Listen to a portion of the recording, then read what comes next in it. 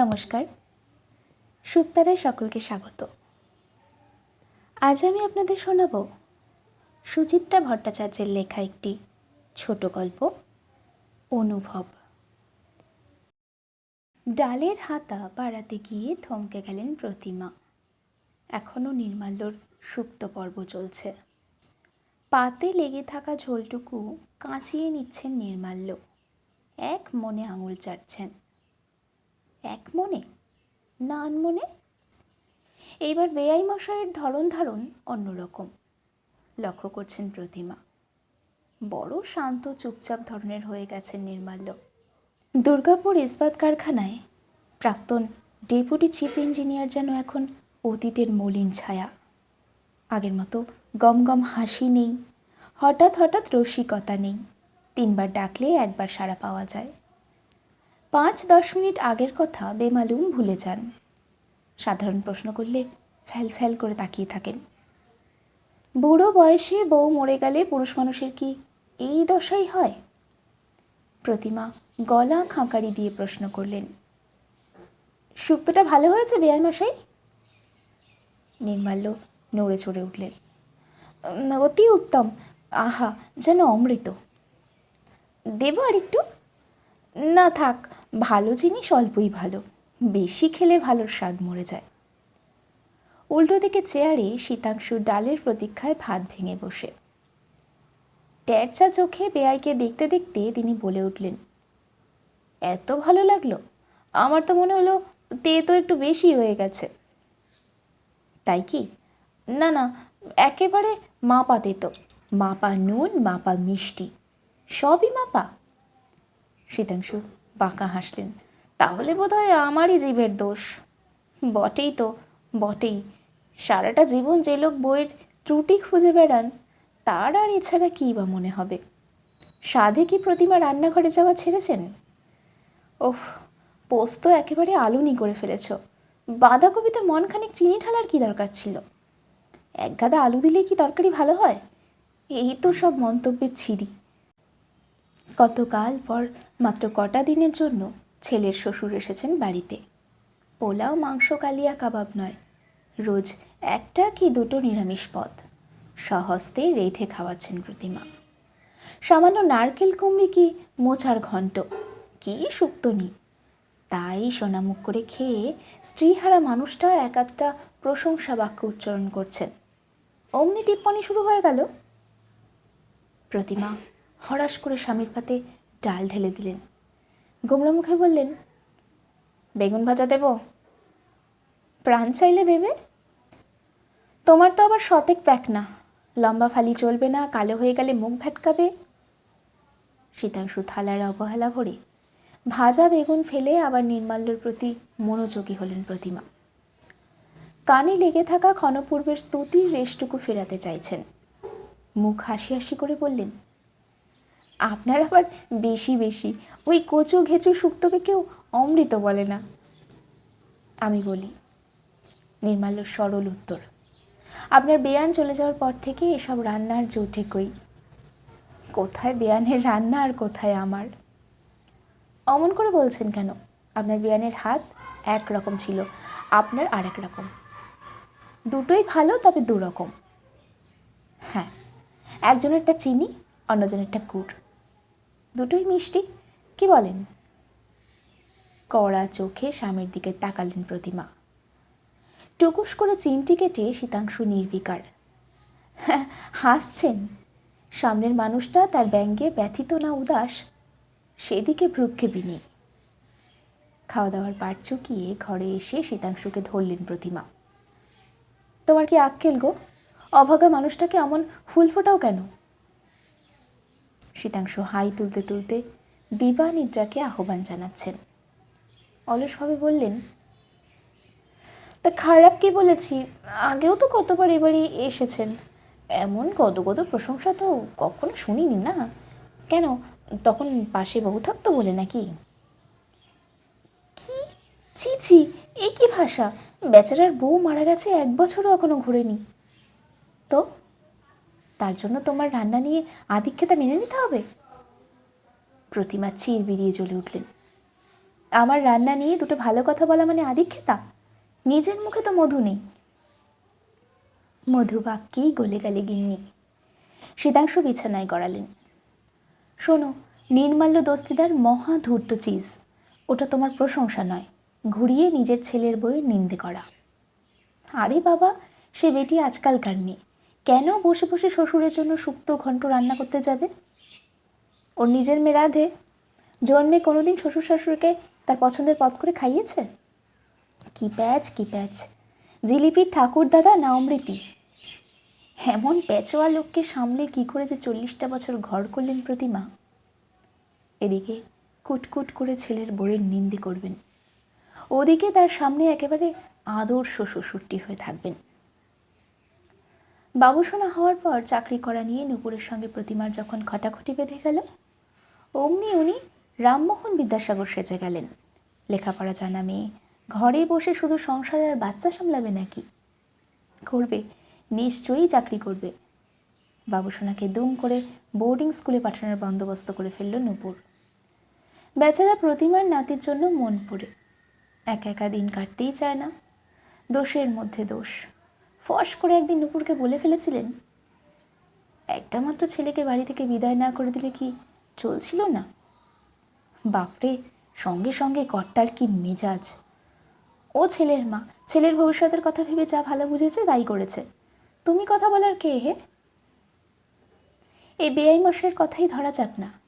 পিঠের ব্যথায় কষ্ট পাচ্ছেন, দুর্গাপুরে অনেক ডাক্তার বদ্যি করেছেন, আসানসোলে গিয়ে বড় অর্থোপেডিক দেখিয়ে এসেছেন, কিছুতেই কিছু হচ্ছে না। মেয়ে বাবাকে কলকাতায় এনে স্পেশালিস্ট দেখাবে, এ তো ভালো কথা, কিন্তু প্রতিমাকে আগে একবার জানাতে কি কষ্ট ছিল?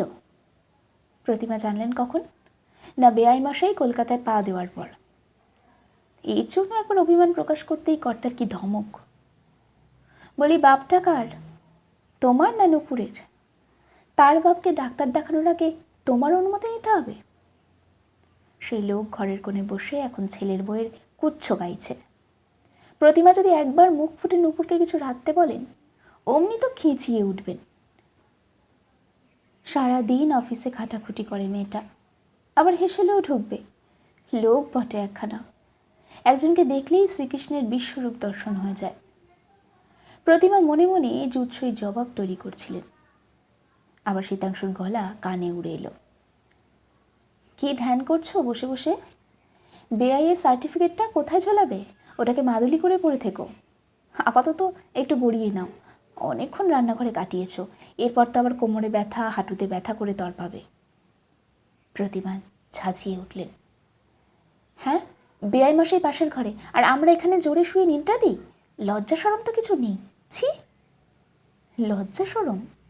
আমরা দুর্গাপুর গেলে বেআই বিয়ান বুঝি সারাক্ষণ আমাদের মুখের সামনে মুখ লাগিয়ে বসে থাকতেন? ভুলে যেও না তখন বেয়ান ছিলেন।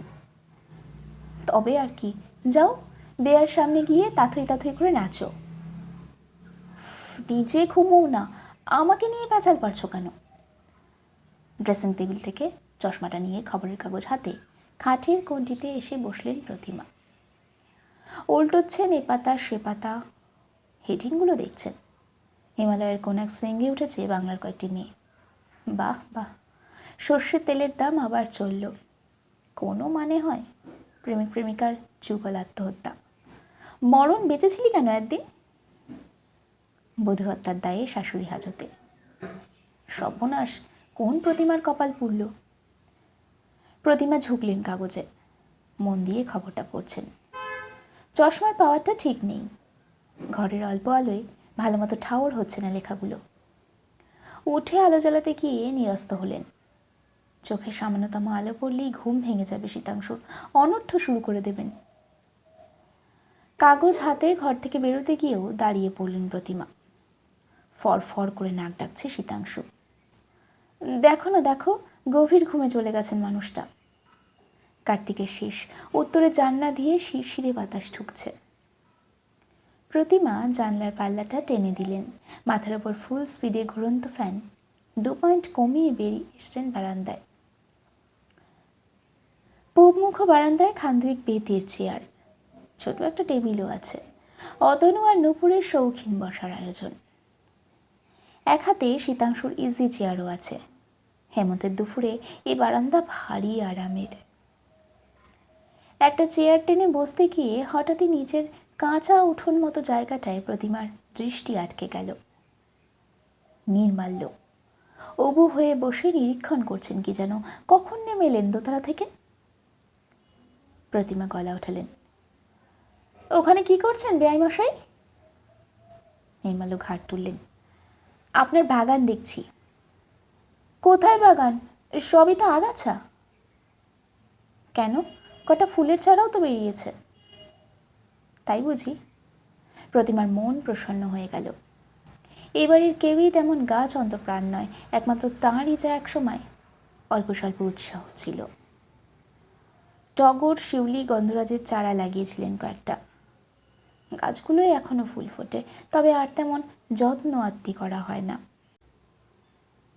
এখন শুধু ফি বছর পুজোর পর কিছু মরশুমি ফুলের বীজ এনে ছড়িয়ে দেন উঠোনের ওদিকটায়, পুরনো অভ্যেসের মতো। অযত্নে অবহেলায় বেশিরভাগই সূর্যের মুখ দেখতে পায় না। দুটো চারটে গাঁদা বেঁচে যায় কচ্ছিত কখনো। হিলহিলে শরীর নিয়ে লিকলিক করে বেড়ে ওঠে। নবীন সোনালি ফুলে উঠোন আলো হয়ে যায়, বেশ লাগে দেখতে। এবছরও তবে ফুটবে কয়েকটা। পায়ে পায়ে প্রতিমা একতলায় নেমে এলেন। নির্মাল্যর পিছনে এসে দাঁড়িয়েছেন। অভিভাবকের সুরে বললেন, দুপুরে না শুয়ে এসব কি হচ্ছে? নির্মাল্য যেন শুনতেই পেলেন না। আপন মনে বললেন, চারাগুলোর এই হাল কেন? মাটি না তৈরি করলে হয় নাকি? ওসব ঝঞ্ঝাটে কে যায়? প্রতিমা ঠোঁট উল্টালেন। নিজে থেকে যা হয় হোক না। তা বললে হয়? পৃথিবীতে নতুন প্রাণ আসছে, তাদের একটু খাতিরদারি করতে হবে না?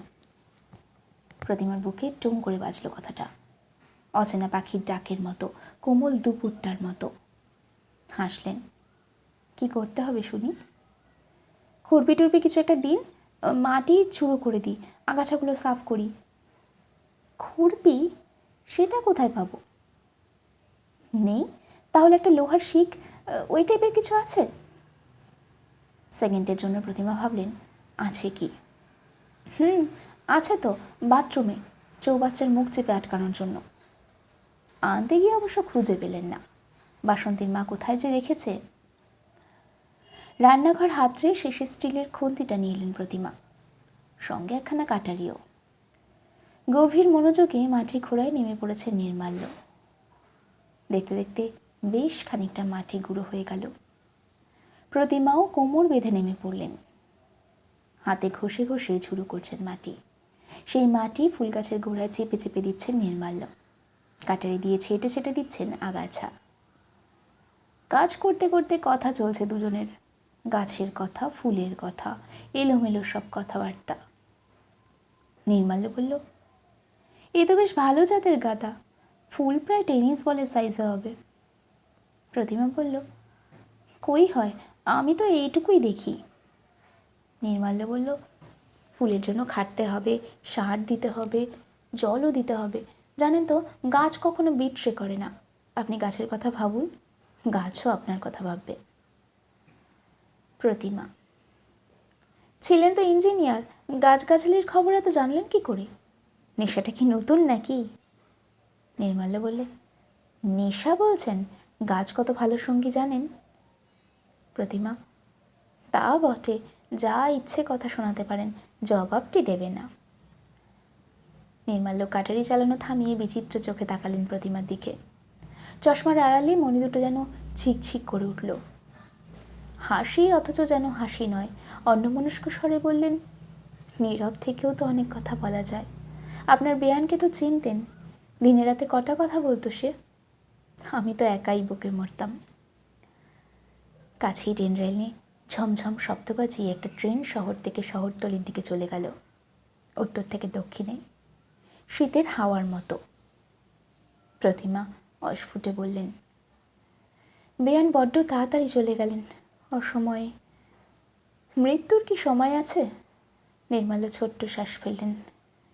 পৃথিবীতে তার কাল ফুরিয়েছিল। So she had to depart. আফসোস শুধু একটাই, চিকিৎসা করানোর সুযোগ দিল না। টিভি দেখতে দেখতে একটা উফ শব্দ করল। ব্যাস, দ্য এন্ড। সেরিব্রাল হয়েও তো কতজন বেঁচে যায়, যায় না বলুন? প্রতিমা অস্বস্তি বোধ করছিলেন। কথার মোড় ফেরাতে ব্যস্তভাবে বলে উঠলেন, এহে, আপনার সর্বাঙ্গ যে একেবারে মাটিতে মাখামাখি হয়ে গেল। নির্মাল্য কাটারি রেখে দাঁড়ালেন। হাত ঝাড়ছেন, পাঞ্জাবি ঝাড়ছেন, হাত দিয়ে কপাল মুছছেন। বাড়ির এদিকটা থেকে অনেকক্ষণ রোদ সরে গেছে, তবুও ঘেমেছেন বেশ, শেষ কার্তিকের দুপুরেও। মানুষটাকে দেখে প্রতিমার ভারী মায়া জাগছিল। কেমন আলাভোলা ধরনের হয়ে গেছেন, আত্মমগ্ন।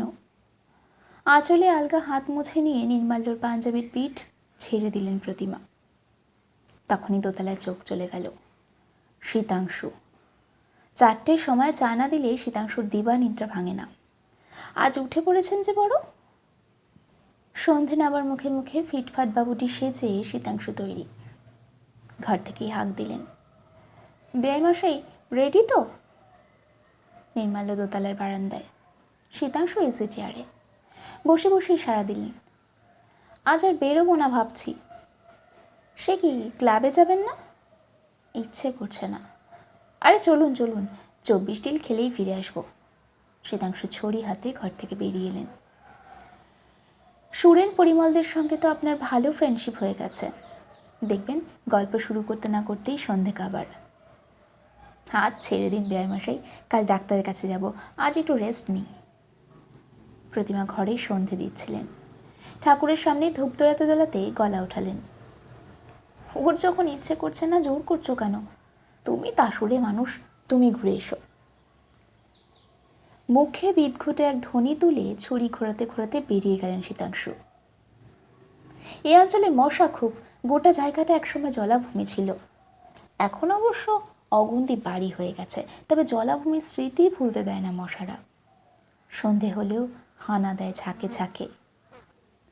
দোতলার ঘরগুলোতে মসকিউটো রিপেলেন্ট জ্বালিয়ে জানলা দরজা সব ভেজিয়ে দিলেন প্রতিমা। বারান্দায় এসে বাতি জ্বেলে দিলেন।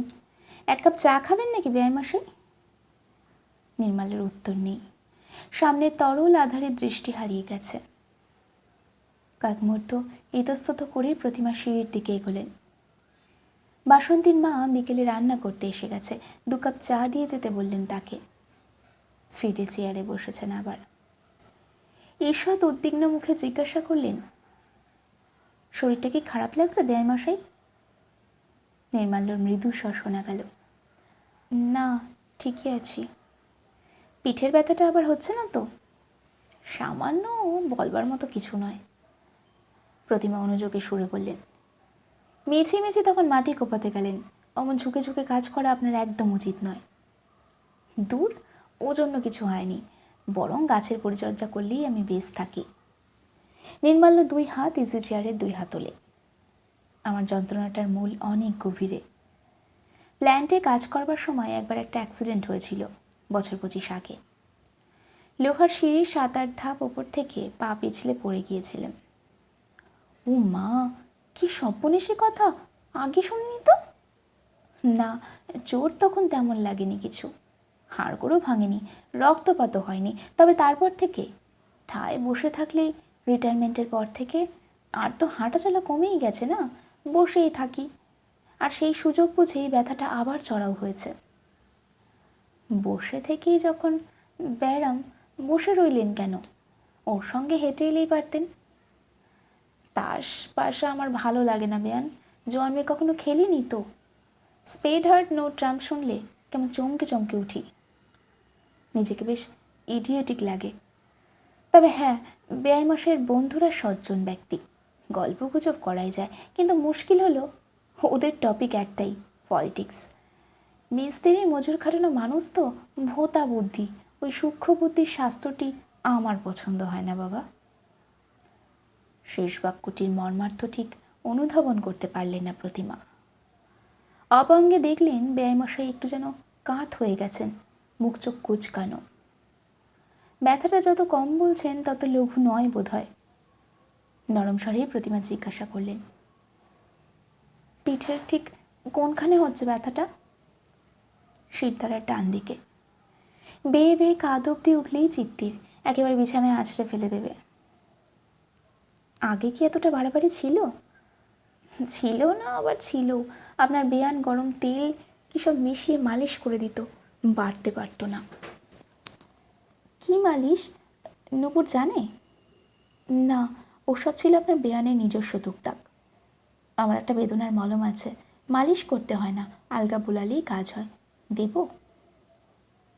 হ্যাঁ না কিছুই শোনা গেল না। চড়াচড়ে এখন গাঢ় অন্ধকার। রাস্তার বাতি জ্বলে গেছে। মিহি কুয়াশায় চারপাশের বাড়ি আলো কেমন অস্পষ্ট দেখায়।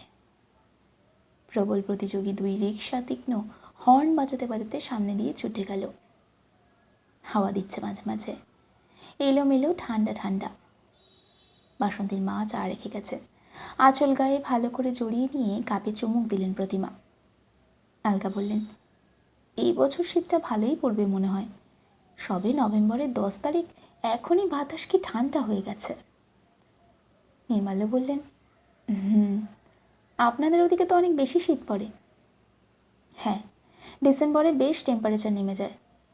কথাটা বলেই নির্মাল্য একটুক্ষণ চুপ।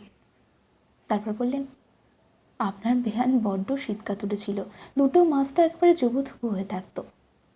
প্রতি বছরই বলতো, এই শীতটা আর কাটবে না। গত বছর কথাটা ফুলে গেল। প্রতিমা জিজ্ঞাসা করতে পারলেন না সেরিব্রালের সঙ্গে শীতের কী সম্পর্ক। হয়তো নির্মাল্য বলবেন, মৃত্যু ভয়ই সেরিব্রাল টেনে এনেছে। কোনো কথা বলাই এখন বিপদ। নির্মাল্যের সব কথাই এখন ঘুরে ফিরে স্ত্রীতে চলে যায়। কথা ঘোরানোর জন্য প্রতিমা বলে উঠলেন, তা আপনি এখন একটা পাতলা পাঞ্জাবি পরে আছেন কেন? গায়ে একটা চাদর আলোয়ান কিছু জড়ান। কিচ্ছু লাগবে না, ঠান্ডা আমার বেশ লাগে। লাগুক, তবু একটা গায়ে কিছু দিন। হিম পড়ছে, এই সময়টা আবার অসুখ বিসুখ হয় বেশি। ইসি চেয়ার আবার নীরব। প্রতিমা চা শেষ করে উঠে পড়লেন।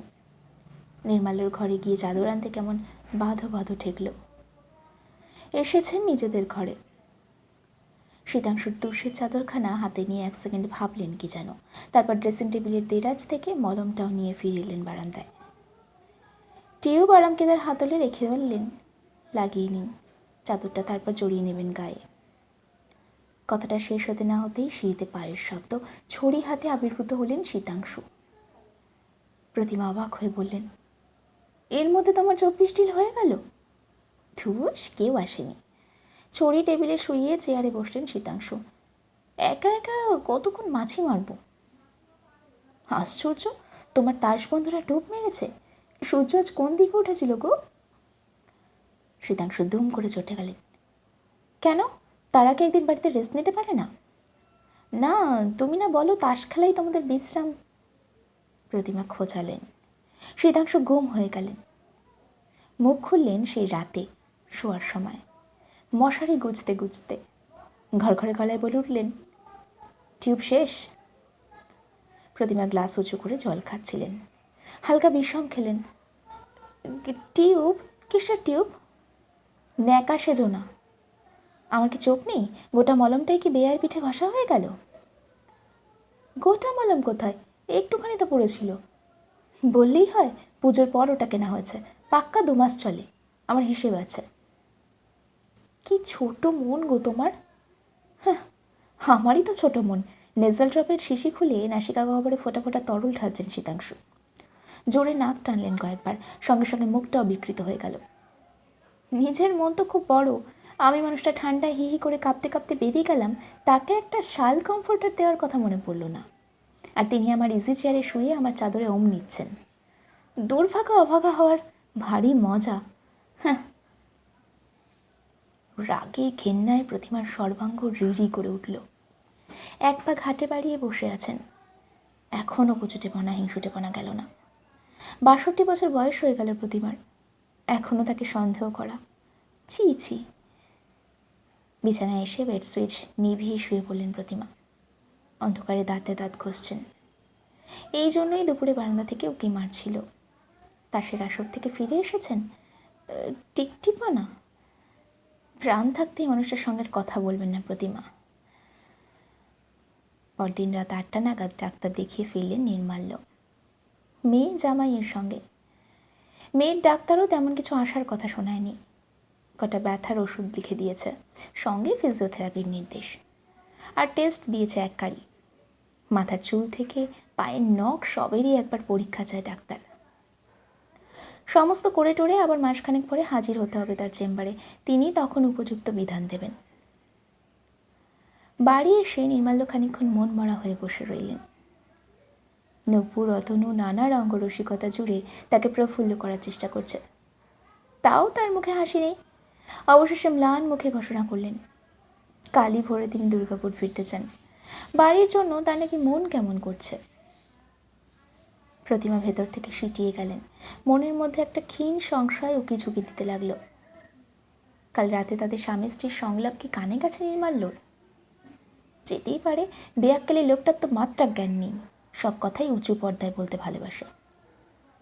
নাকি শীতাংশুর ব্যবহারে আহত হয়েছে নির্মাল্য? এও সম্ভব? শীতাংশুর যা চ্যাটাং চ্যাটাং কথার বহর। কিংবা নির্মাল্য নজর করেছেন শীতাংশুর প্রতিমার বাক্য বিনিময় বন্ধ হয়ে গেছে। বেআই মশাই নিজেকে যতই ভোঁতা মস্তিষ্ক বলুন, তার বুদ্ধি খুব প্রখর। আলভোলা হতে পারেন, শিশু তো নন। কুটুমের কাছে মান সম্মান কিছু রইল না। কি লজ্জা, কি লজ্জা! অনেক রাত অবধি প্রতিমা দু চোখের পাতা এক করতে পারলেন না। পাশের মানুষটা দিব্যি সুখে নিদ্রা যাচ্ছেন, নাক ডাকছেন। প্রতিমার হাত নিষ্পিস করছে। ধাক্কা দিয়ে জাগিয়ে দিতে ইচ্ছা করছে শীতাংশুকে। এক্ষুনি ও ঘরে গিয়ে বেইমাসের কাছে ক্ষমা চেয়ে আসুক। কিন্তু কিছুই পারলেন না প্রতিমা। শেষ ট্রেনের ভো চোখে নিদালি বুলিয়ে দিয়ে চলে গেল। কাক ভোরে ছোটোখাটো হইচই শুরু হয়ে গেল বাড়িতে। উঠে পড়েছেন প্রতিমা, জেগে উঠেছেন শীতাংশু। তৈরি হয়ে নিচ্ছে নূপুর। চা হচ্ছে, মালপত্র গোছগাছ চলছে, বাথরুমের দরজা খোলা বন্ধ হচ্ছে ঘন ঘন। অতনু ট্যাক্সি ডেকে আনলো। মেয়ে জামাইয়ের সঙ্গে স্টেশন রওনা দিলেন নির্মাল্য। প্রতিমা দোতলার বারান্দায় এসে দাঁড়ালেন। আলো ফুটে গেছে বেশ। ঘন কুয়াশার পর্দা সরিয়ে ধীরে ধীরে উঁকে দিচ্ছে পৃথিবী। কাগজওয়ালার সাইকেলের ক্রিং ক্রিং শোনা যায় মাঝে মাঝে। বিকট শব্দ করে মোড়ের বুথে দুধের গাড়ি এসে দাঁড়ালো। সহসা ভীষণ জোর নাড়া খেয়ে গেলেন প্রতিমা। নিচের উঠোনে শীতাংশু মগে করে জল দিচ্ছেন ফুল গাছের চারায়। গাছের গোড়াগুলো খোঁচাচ্ছেন কাঠি দিয়ে, আবার চেপে চেপে দিচ্ছেন মাটি। প্রতিমা ফিক করে হেসে ফেললেন। ঈর্ষার উত্তাপই বুঝি বেঁচে থাকাটা আজও রঙিন করে দেয়। পাগল লোকটা, এক্কেবারে পাগল। নমস্কার। এরকম আরও সুন্দর সুন্দর গল্প শুনতে হলে সাবস্ক্রাইব করে রাখুন সুক্তারা।